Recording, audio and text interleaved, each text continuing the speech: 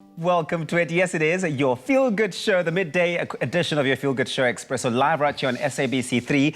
And today we're being joined by therapist, speaker and trainer Asha Dullabh, along with integrative medical Dr. Suresh Vassen, as we take a deep dive into some very, very important relationship matters. It's all about matters of the heart, the matters that keep us going and keep us moving all throughout the days. And now you may have heard of the 5 love languages. We've spoke about them many times on the show, and many of them perhaps even you've taken a test to determine how you express your very own love language. Amidst the many areas of life that have been affected by the COVID-19 pandemic, the way in which we speak and express our love languages has also needed some adjustments. It's true.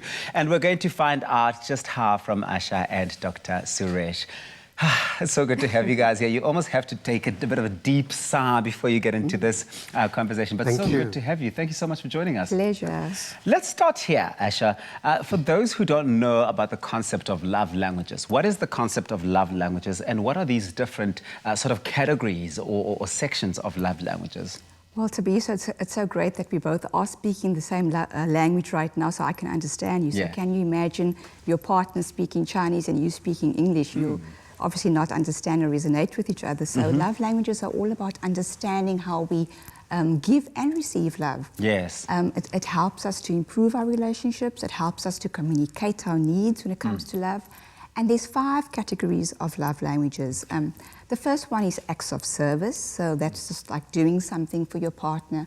But the critical thing is doing something without having them ask for it. So making them a cup of tea or running a bath, or just nurturing them in some way. It's an act of service, or doing a chore in the house. So if someone says, bring me the vaslap there, and then you go get it for them, that's not necessarily act of service entirely because they've asked for it. Absolutely. Okay. And it's also important not to then enslave your partner to do so many things for you. So it's just about that gesture of doing something special for your partner, it's an act of service.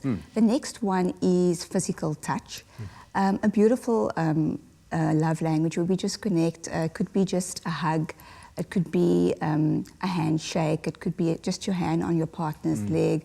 And what's great here is that we are needing more of that, but now with the pandemic, it's one area that is a bit strained. Another one, of course, is the quality time. And what's critical here is spending time with your partner, but undivided attention. So many people will speak about quality time, with their partner in front of the TV watching a movie, but we're really looking for quality time with undivided attention. And the next one there is giving and receiving gifts, and this could be small gestures, a bunch of flowers, some chocolate. Doesn't necessarily have to be something big. It can be something big. It can be a vehicle or something really extravagant. But it could also be a chocolate. Absolutely. And of course, there's words of affirmation. These are just kind words to your partner. I love you, some encouraging words, words of support. Looking at the current times, we could be saying something like, I can see how you're adjusting so well in these trying times. I'm really proud of you. So those are the 5 categories, and it's definitely a must in our relationships to understand each other. And they're habitual. It sounds like these are things that you do on a continuous, sort of consistent basis. You don't do it just once a year, but this becomes your nature and how you express yourself and how you are receiving that love from the next person. But Dr. Suresh, let's chat about how you identify a love language. So how do you identify your own love language, but also how do you identify the love language of others around you?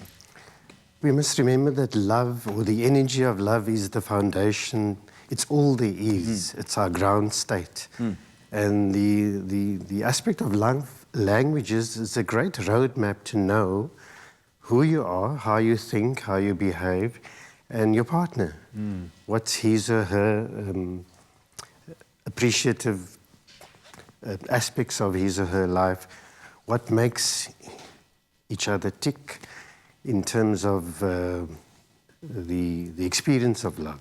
Because love is natural to us. It does come naturally, true. And if we get to know ourselves and know your partner, half the job is done. It's a success story. But earnestly and sincerely get to know yourself, what makes you strong and confident, and what builds your self-esteem. And Similarly, in your partner as well. And in those around you. It could be in your corporation, it could be in your family situation, it could be a community organization, it could be in politics. In your friendships. Know your team. And let your team know your strengths in the name of love. Well, Aisha, we talk about the COVID-19 pandemic and how it's completely changed or sort of disrupted the way that we receive these love languages or the way that we show and express these love languages. How exactly has it done that?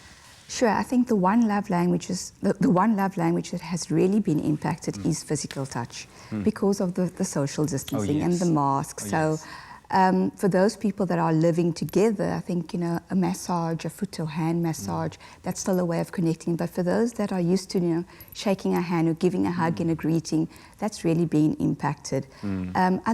The other love languages, I think that we've adjusted and adapted quite well. We've been using social media to connect. Many people are setting up Zoom sessions to have that quality time with family members, with their partners.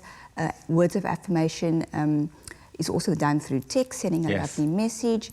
The giving and receiving gifts, I mean, how wonderful it is now just to order a gift online and have it delivered. Absolutely. And acts of service, I mean, one can just do the grocery run an errand. So there are other ways that we are adjusting during this pandemic to show the love. Dr. Suresh, does the adjusting come naturally for people? Because yes, we're talking about having to adjust and sort of pivot during the COVID-19 pandemic and find new and interesting ways of expressing our love languages. But is it easy? Does it come naturally? And what are the steps involved, I suppose, for one to sort of psych themselves up for this adjustment? If we are truly authentic and honest, then life becomes effortless. When life is effortless, it means that we are able to adapt. We become flexible, we become resilient in mind, body. Our immune systems adapt accordingly, our physical health adapts, our emotional well-being adapts, our psychological and spiritual well-being all come together in harmony and work for you. You have to do very little when you are open with who you are and open with your partner and those around you. Let not yourself be burdened by your self-guilt, your self-shame. Put away that, because you're not worth those toxic emotions. A human being is greater than that. We need to embody that legacy that's given to us as a human being, because we're born here with a unique purpose and with relevance and with uniqueness, and we have a role to play on this planet. I think the core of it, and I think the key takeout, is the fact that love languages are really at the core and at the center of our being. They're not a performance. It's not a show when you express a love language, but it's an expression of what you feel in the depth of your entire being. Dr. Suresh and of course, Aisha, thank you so much for joining us today. It's been fantastic having this chat. But of course, we're going to return and we're going to be discussing what constitutes emotional cheating. It's a thing, guys. It's a real thing. Connect with us on our social media, Expresso Morning Show, SABC3 on Facebook, as we embark on that conversation. Don't go anywhere.